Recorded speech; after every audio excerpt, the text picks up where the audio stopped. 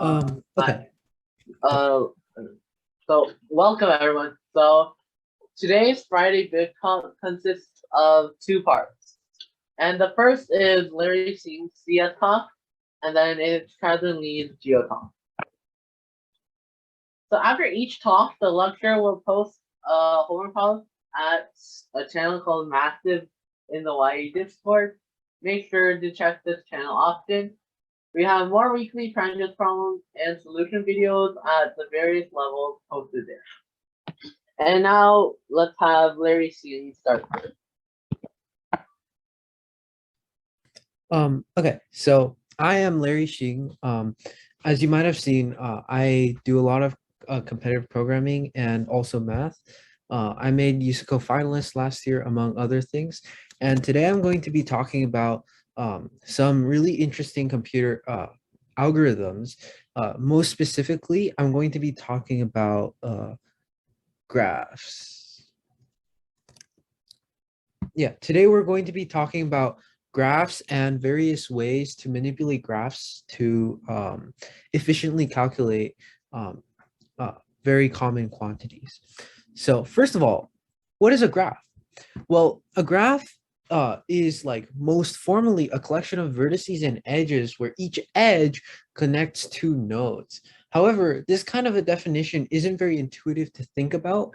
And also it doesn't make sense to talk about paths or talk about other things within this graph. So instead, let's visualize it this way.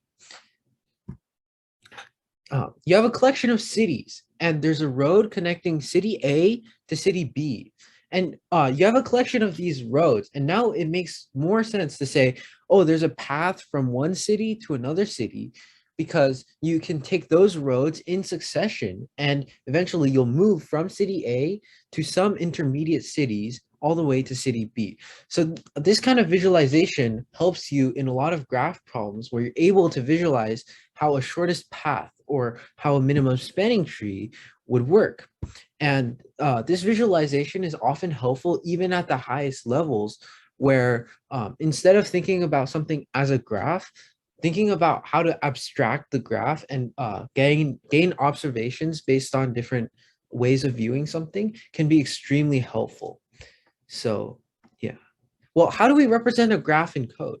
It may seem hard to efficiently represent graphs in code because if you think about it, in many cases, we want to enumerate all of the edges that go through a certain node, and we want to be able to utilize those edges without using too much time or memory. So there are many ways to do this, but here are three of the most common ways: adjacency matrices, adjacency lists, and edge lists. Among these three, adjacency lists will be by far the most useful, and in most cases, you will only ever need adjacency lists. So that's the only thing I will be talking about today. So yeah, what is an adjacency list though? An adjacency list stores for every node, every edge from that node to another node. So it's essentially, if you have like a bunch of cities, uh, if you have a bunch of cities, uh, okay, so like essentially, if you have a bunch of cities, you store all of the nodes that are connected to that city via any edge. And what that can do is once you're at a city, you can officially visit every single edge that's connected or every single node that's connected to that node quickly without iterating through all of the edges in the graph in total.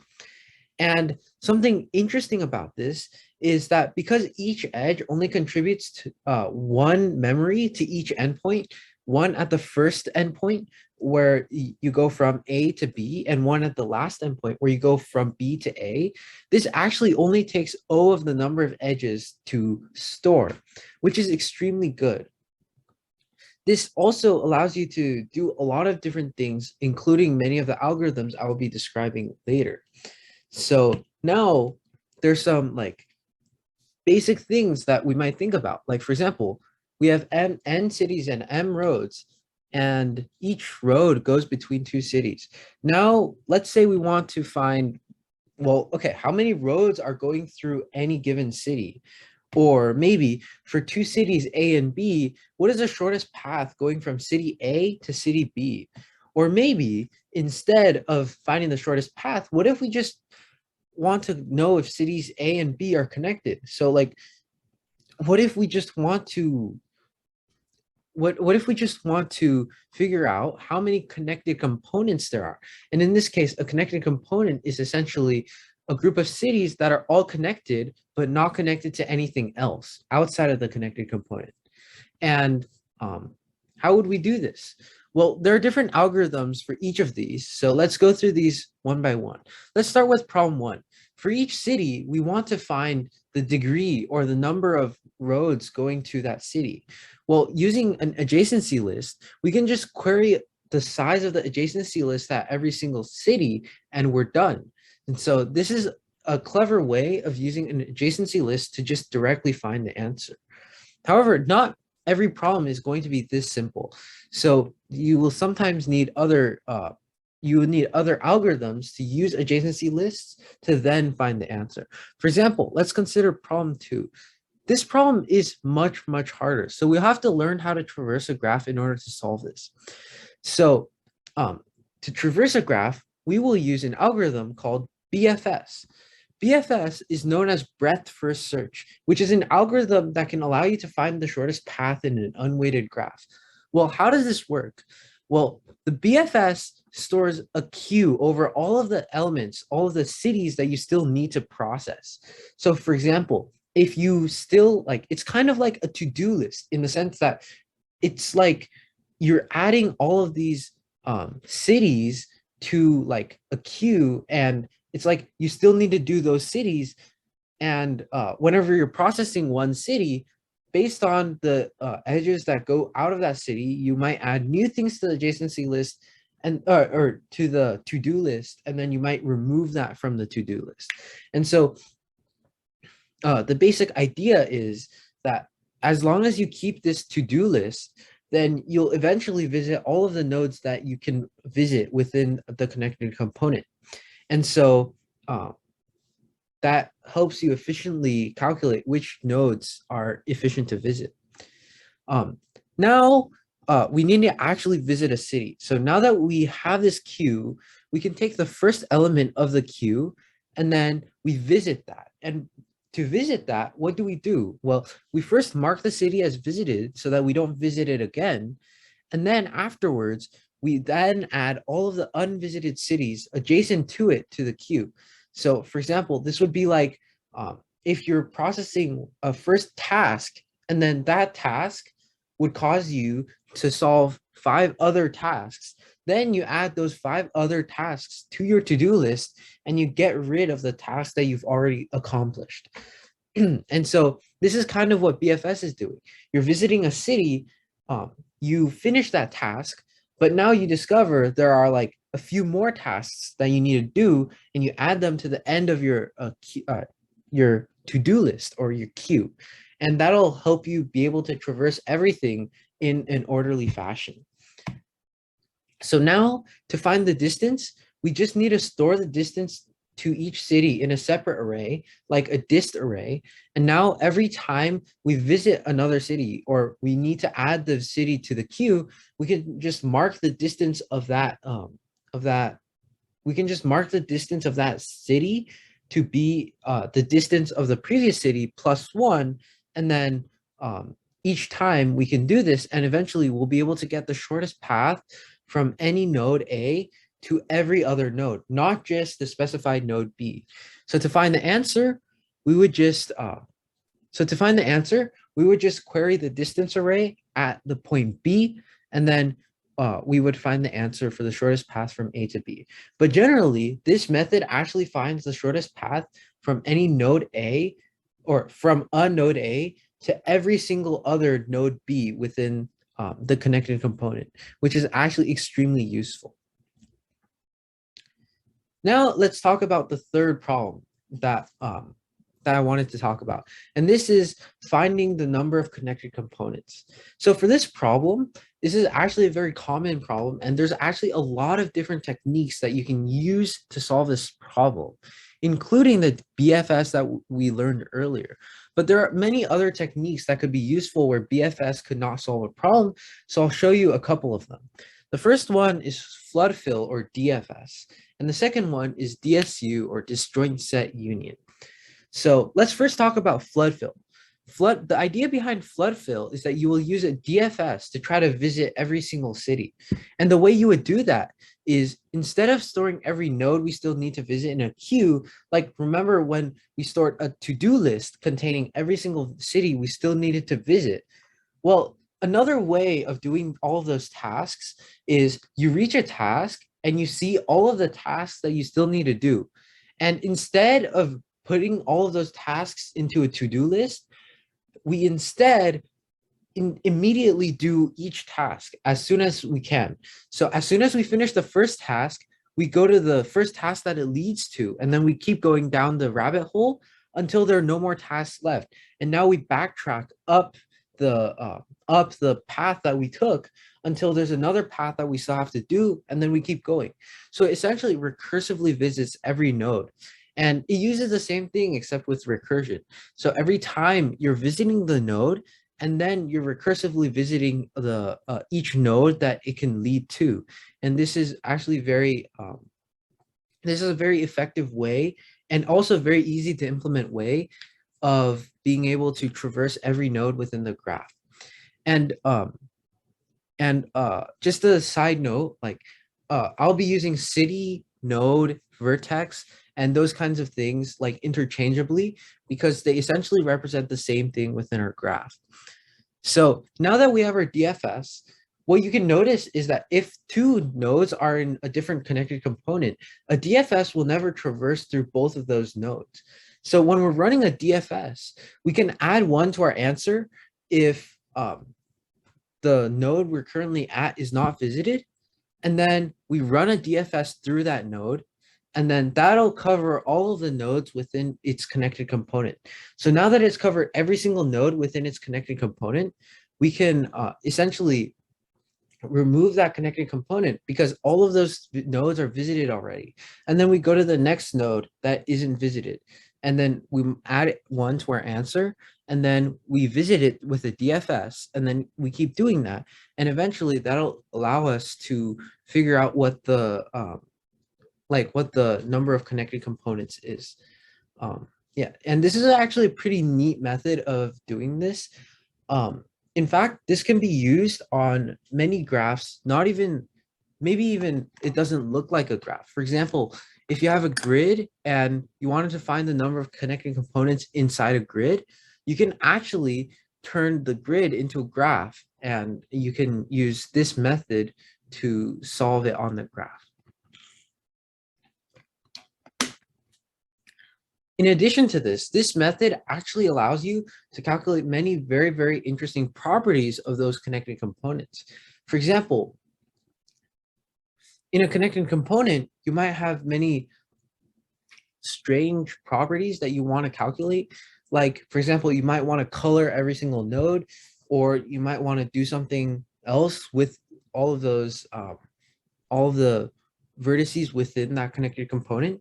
And being able to use a flood fill plus a DFS to do this can actually help you in a lot of ways because it makes it a lot easier to implement rather than trying to maintain everything within a queue or using the last method that I'm going to describe, which is DSU.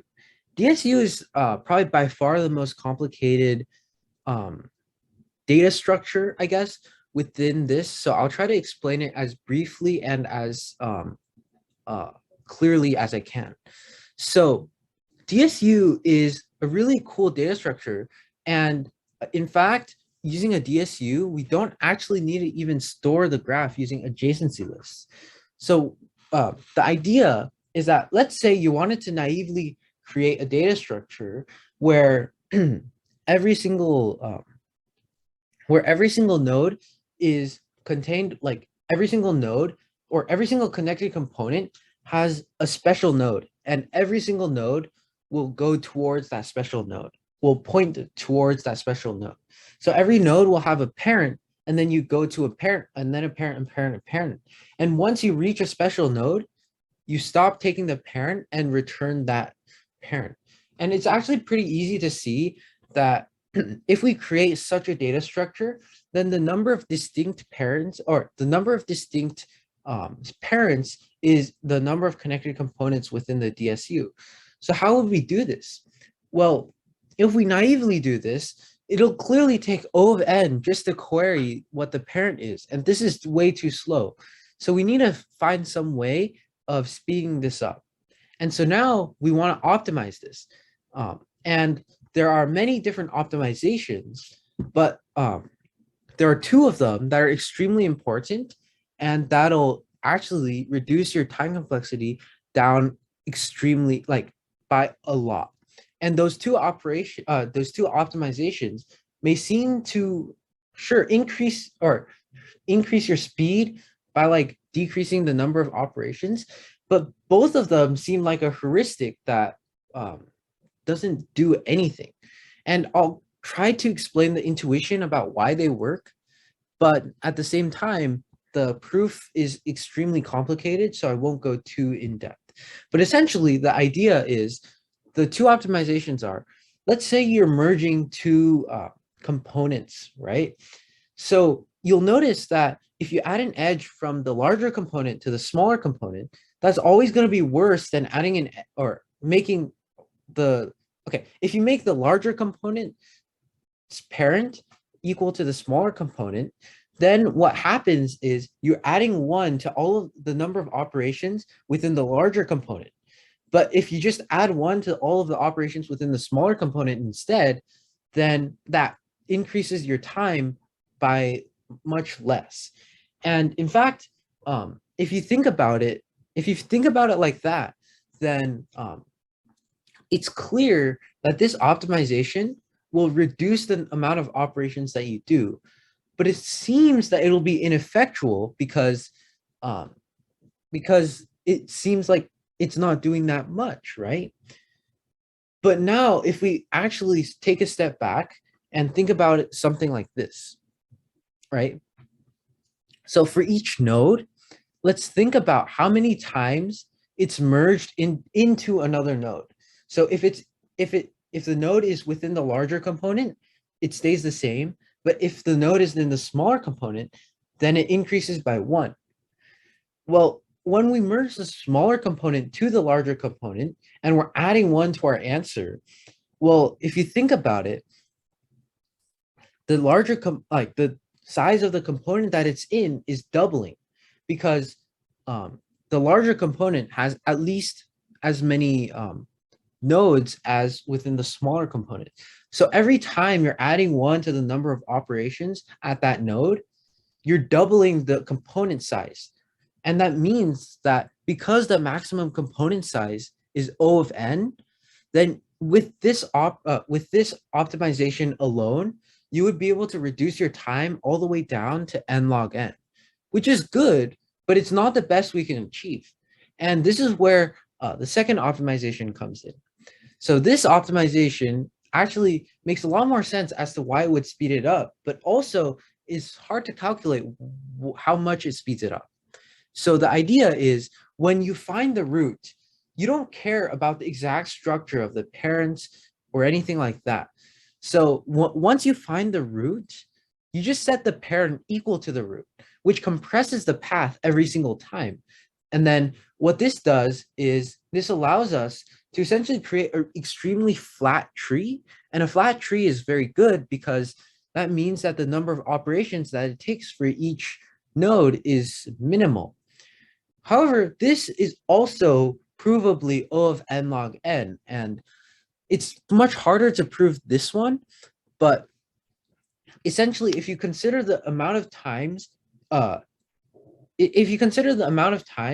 you're rerouting each node, eventually you'll realize that every single time you're rerouting the node, it takes double the amount of components, and so it's n log n. It's a much less intuitive proof for the second optimization, but it also works in O of n log n. But what happens if you combine the two optimizations? Well, if you combine the two optimizations, it in fact returns a complexity of O of inverse Ackermann of n, which is extremely, extremely good. However, you should know that this complexity is amortized. And what does amortized mean? Well, amortized means that, okay, while it may take O of inverse Ackermann of n per query when you have a lot of queries, if you just have one query, it could still go up to O of n. It's just that on average, it's O of inverse Ackermann of n. And in case you don't know what inverse Ackermann is, think about it like this. If you have inverse Ackermann of like 4 and 2, or if you have the Ackermann function of 4 and 2, then it already goes to something that is impossible for a computer to compute. So inverse Ackermann can essentially be treated as a constant, something like 4 or 5. So essentially treat it as like 5 times n, as like it takes about 5 operations to run your DSU, which is extremely good. But if you needed roll back operations and stuff like that, then it actually takes O of n, because there could be one extremely heavy operation that takes O of n, but the rest of the operations takes O of 1 time. And it could eventually average out to O of inverse Ackermann of n. But if you just keep calling that one operation and rolling it back, then that becomes a really awful time complexity. So, yeah, it's important to note that this is an amortized time complexity and that you can't roll back operations on this without compromising something. Yeah.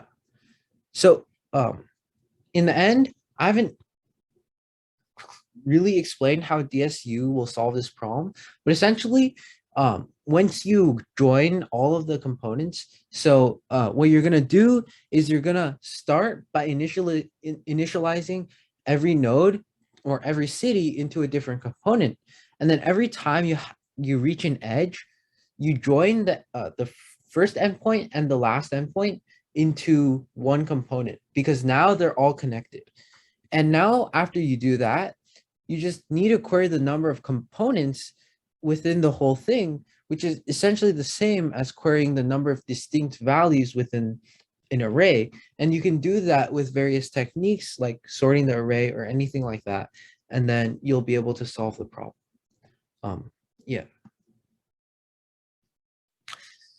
These techniques, although they're very cool, can only be applied like if you have the required observations and you know how to solve the problem. These problems that I use to illustrate the point of these algorithms, they're called template problems because they don't require thinking, but rather they require knowledge of a data structure and a working data structure in order to solve. So how would you actually solve a problem in a contest? Well, these will generally require a lot of problem-solving experience. However, as you solve more of these problems, these observations will come more and more naturally. And I have a few of these common observations listed below. So like if you manage to see a grid problem or something like that, then you could potentially consider turning the grid into a graph. So how would that work? Well, let's say you have a grid. You would just create edges between every pair of adjacent nodes. So for example, if you had like 1, 1, you would create an edge between 0, 1 and 1, 1, 1, 0 and 1, 1, 1, 2 and 1, 1, and 2, 1 and 1, 1. And this, what this would do is this would basically, if you think about shortest path, or if you think about connected components within this new graph, the number of connected components or each connected component itself is going to be like a blob on the graph. It's going to be a connected blob or connected shape on your grid. And that'll be very helpful because a lot of problems are asking you about shapes on a grid or something like that. So turning the grid into a graph problem and then solving connecting components or solving whatever will be able to solve a lot of these types of problems. Another common observation is noticing that a particular path or whatever other property could not be optimal. So, for example, if it's asking you for the shortest path, but you have O of n squared edges, then you notice that particular edges, like a lot of edges, would never be optimal to take. You can actually just remove those edges from your graph and then run one of these standard algorithms on that new graph. And this is kind of similar, but sometimes you can also remove nodes that would never be used in an optimal solution, or you can try to run, or you can like try to remove nodes or try to conveniently create nodes such that it drastically reduces the amount of edges that it would take. Yeah, and another common observation is a change in perspective. So sometimes it's very hard to go from multiple start points to multiple endpoints. But let's say there's like a special node which must always be used. So then you would just run a shortest path from that node to every other node, and then you would just sum a bunch of things up. So there's a lot of ways to do something that's very interesting with graphs, and many of these observations will come with solving more problems. And as you do more of these problems, these constructions and observations and optimizations will all come much more naturally, and you'll be able to solve more graph problems with these ideas. So I guess as a final note, I have compiled a list of decently high quality graph problems. The only one that I would say is like very, very important that you should try is this problem, which is milk visits. You might have seen this problem before, but I think it's a very high quality problem, and it illustrates a lot of these observations and also a lot of these graph algorithms in a really, really nice way. So I suggest giving this problem a try, and yeah. Thank you for listening, I guess.